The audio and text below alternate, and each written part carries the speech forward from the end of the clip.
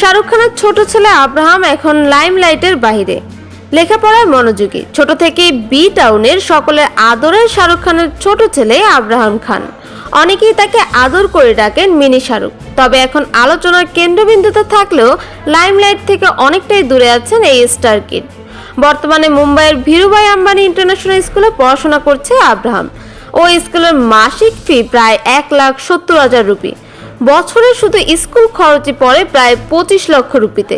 এছাড়াও grooming, fashion ও অন্যান্য প্রয়োজনীয় খরচও নেহাত কম নয়। 2013 সালে জন্ম নেয় আব্রাহাম। সে বয়সে বোন সুয়ানার থেকে 13 বছরের ছোট।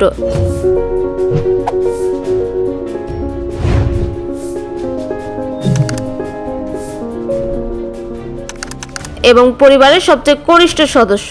মা গৌরী খান থেকে ভাই আরিয়ান ও বোন সুয়ানা সকলেই আব্রাহামকে ঘিরে আলাদা স্নেহে মুগ্ধ। তবে পারিবারিক অনুষ্ঠান হোক বা কোনো ব্র্যান্ড এন্ডোর্সমেন্ট, কোনো কিছুতেই এখনো আব্রাহামকে সামনে আনতে চান না শাহরুখ। তার মতে পড়ালেখা এবং কেরিয়ার গঠনের দিকেই এখন সন্তানদের বেশি গুরুত্ব দেওয়া প্রয়োজন।